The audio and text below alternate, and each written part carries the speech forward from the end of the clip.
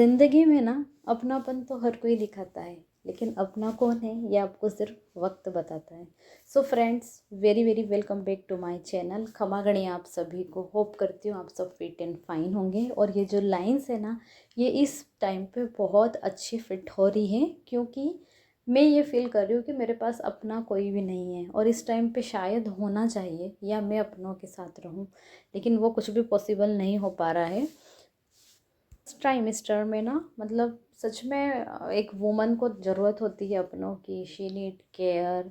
उसको कोई कुछ अच्छा बना के देने वाला हो, खाना खाने का पूछने वाला हो, लेकिन क्या करें, यहाँ पे सब कुछ खुद ही करना पड़ रहा है। ठीक है, हस्बैंड है, लेकिन वो खुद कितना करेंगे।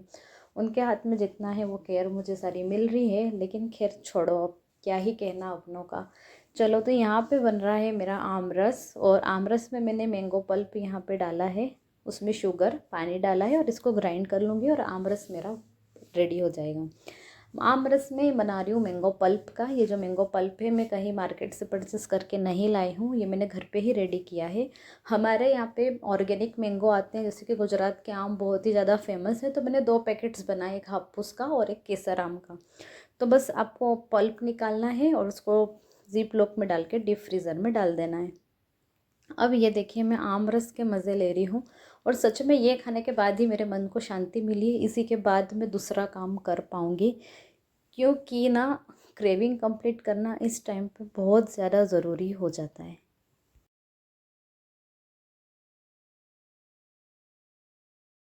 Hello everyone again.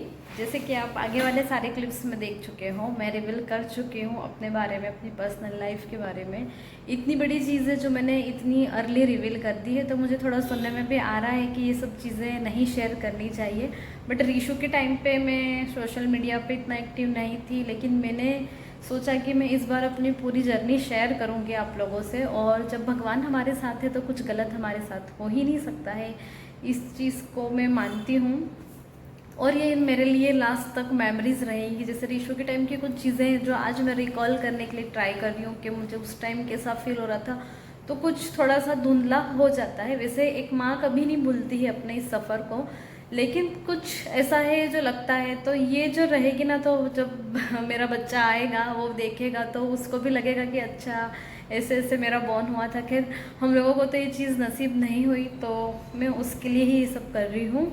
और जो ये आज का मेरा वीडियो मैंने स्टार्ट किया है, ये है जन्माष्टमी से एक दिन पहले का, क्योंकि आज मैं करने जा रही हूँ जन्माष्टमी के लिए तैयारियाँ। और ये जन्माष्टमी हमारे लिए बहुत ज़्यादा खास है। एक तो ये कि हमारे साथ एक मेंबर और जुड़ चुका है, और दूसरा ये है कि हमारे घर में आ गए हैं लड्डू गोपाल। अभी तक नहीं थे इतने सालों से, लेकिन अभी रिसेंटली ही घर पे पूजा थी, तो मेरी मम्मा ने मुझे लड्डू गोपाल गिफ्ट किए थे। तो उनका हम श्रृंगार करेंगे और उनका हम बर्थडे कल सेलिब्रेट करेंगे। तो उनके लिए आज मुझे शॉपिंग करने भी जाना है। उनके वस्त्र, उनके श्रृंगार का सामान आज शाम को मैं लेके आऊँगी और आप लोगों को भी बताऊँगी मैं क्या क्या लेके आई हूँ। और जन्माष्टमी का तो हम पूरा व्लॉग ही आपके साथ शेयर करेंगे कि मैंने कैसे डेकोरेशन किया है और कैसे सेलिब्रेट किया है। तो मिलती हूँ आपसे मार्केट में। ऑफिस के बाद पहुंच चुकी थी मैं डायरेक्ट मार्केट में। यहाँ पे छोटी छोटी सी स्टॉल लगी हुई थी, ये जन्माष्टमी के लिए जो भी जिसको शॉपिंग करनी है। तो यहाँ पे जो है कान्हा जी के वस्त्र थे, श्रृंगार का सामान था, और भी नेसेसरी जो चीज़ें पूजा में यूज़ होती है वो सब अवेलेबल थी। बट यहाँ पे ये था कि इतना ज़्यादा ऑप्शन नहीं था और इतना अच्छा नहीं था। बट ये ड्रेस मुझे बहुत ही ज़्यादा सुंदर लगी, और जो थीम मैंने सोची थी डेकोरेशन की उस पर फिट भी बैठ रही थी। बस मैं यहाँ साइज़ चेक कर रही हूँ कि साइज़ बड़ा छोटा ना हो जाए। साइज़ परफेक्ट आएगा तो अच्छे लगेंगे कान्हा जी भी परफेक्ट साइज़ में।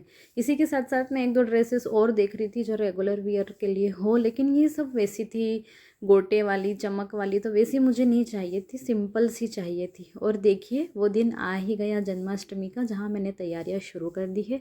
श्रृंगार का सामान मैं सब लेके आ गई थी, तो मैं जैसे जैसे श्रृंगार करूँगी आपको पता चल जाएगा मैं क्या क्या लेके आई हूँ।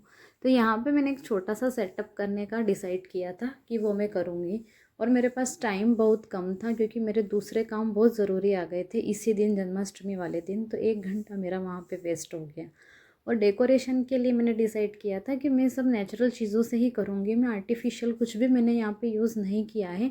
मैंने जस्ट क्या किया है कि हमारी सोसाइटी में ही हमारे पान के पत्ते हैं, केले के पत्ते हैं, वो सब मैं तोड़ के लेके आई हूँ। और यहाँ पे जो आप देख रहे हो ना, केलों के पत्तों से ये मुझे एक राउंड शेप में चाहिए था कान्हा जी के पीछे रखने के लिए। तो मैंने सोचा थाली सबसे बेस्ट ऑप्शन रहेगा, इसी को यूज़ कर लेते हैं। तो थाली पे मैंने इस तरीके से क्रॉस क्रॉस करके पूरा चक्र जैसा बना लिया है पत्तों से।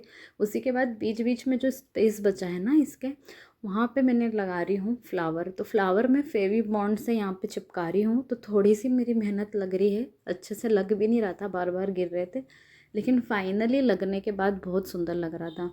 तो ये जो सारी मेहनत है मैं सब अपने कान्हा जी के लिए कर रही हूँ। और ये फर्स्ट टाइम है कि मैं इस तरीके से जन्माष्टमी सेलिब्रेट कर रही हूँ। अभी तक मैं मंदिरों में जाके ही कर लेती थी, वहीं पे झूला झूला के पूजा कर लेती। फास्ट तो मैं शुरू से करती आई हूँ बचपन से, लेकिन ये सब तैयारियाँ मैंने घर पे कभी नहीं की है, ये पहली बार कर रही हूँ। और देखिए कितना सुंदर लग रहा है ये बनने के बाद। अब है ना सेटअप जो मैंने देखा था यूट्यूब पे, उसको मैंने ट्राई करने की कोशिश की, लेकिन जो उन्होंने बर्तन वगैरह यूज़ किए थे वो थोड़े बड़े थे, तांबे के थे। लेकिन मेरे पास यहाँ पे बड़ा सा कांच का बाउल था, उसमें मैंने पानी रखा और उसके ऊपर प्लेट। अब प्लेट को ढकने के लिए मैंने क्या किया, मेरे यहाँ पे एक जो इनविटेशन कार्ड होता है ना शादी का, वो रखा था। उसका पीछे वाला हिस्सा बिल्कुल प्लेन होता है, तो बस उसको मैंने राउंड शेप में काट रही हूँ ताकि प्लेट के साइज़ पे बराबर आ जाए, प्लेट विजिबल ना हो।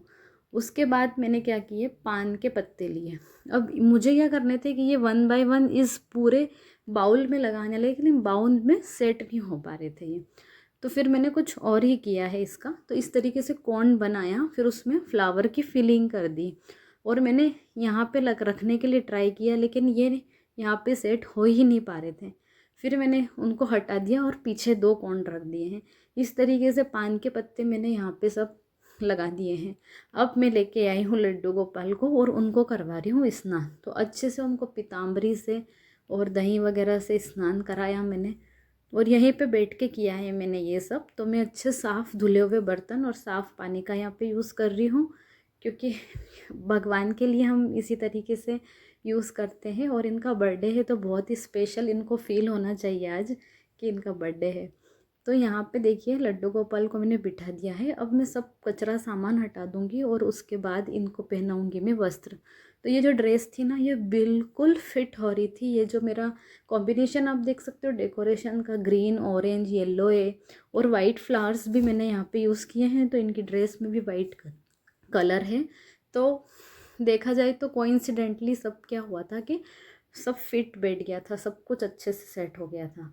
लेकिन थोड़ी सी मशक्क़त मुझे करनी पड़ी, क्योंकि मैं सच में लाइफ में पहली बार कान्हा जी का श्रृंगार कर रही हूँ।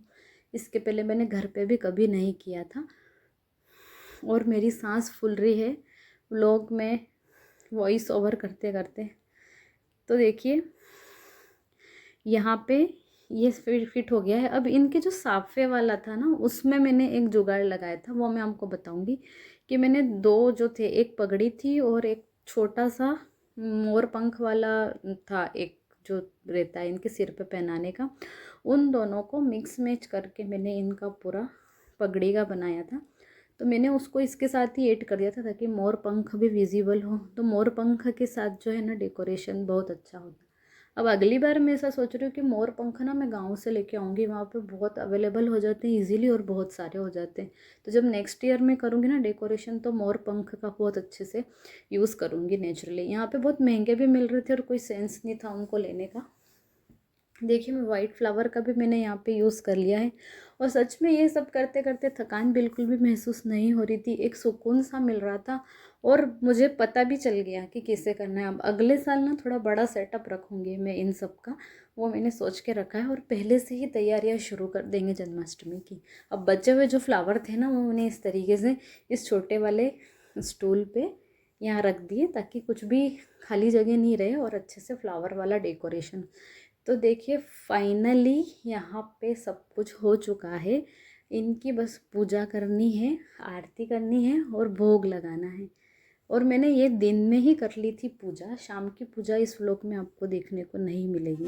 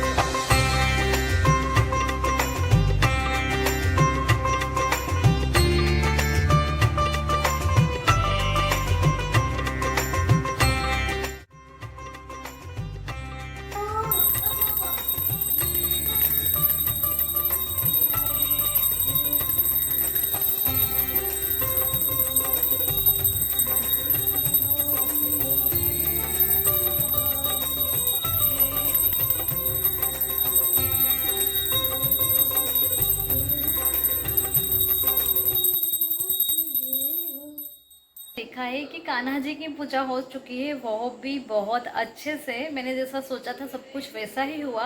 और सबसे अच्छी चीज़ पता है क्या हुई कि जो ड्रेस का कॉम्बिनेशन था और डेकोरेशन का था, बहुत अच्छे से सही बैठा है वो कॉम्बिनेशन। जैसे कि ऑरेंज, ग्रीन और वाइट का, तो फ्लावर भी हमारे वही थे, ड्रेस का कलर भी वही है, उनके साफे का कलर भी वो है, तो सब कुछ बहुत अच्छे से हुआ है। और मैंने जो दिन की पूजा कर ली है, तो अभी सिर्फ मैंने वही दही का भोग लगाया है और जिसको पंचामृत बोलते हैं, और उसी के साथ साथ मैंने साबूदाना बनाया था, उसका भोग लगाया है। अब मैं जब शाम को वापस आऊँगी ना घर, तब मैं बनाऊंगी उनके लिए ड्राई फ्रूट वाला भोग जो स्पेशली कान्हा जी के लिए बनता है आज के दिन। तो शाम को मैं आके वो बनाऊंगी, और सोच रही हूँ कि झूला भी मैं उनके लिए बनाऊँ। एक DIY मैंने देखा था जो इजीली बन सकता है, अगर वो बन पाया तो मैं ट्राई करूँगी, अदरवाइज़ ये सेटअप भी बहुत अच्छा है।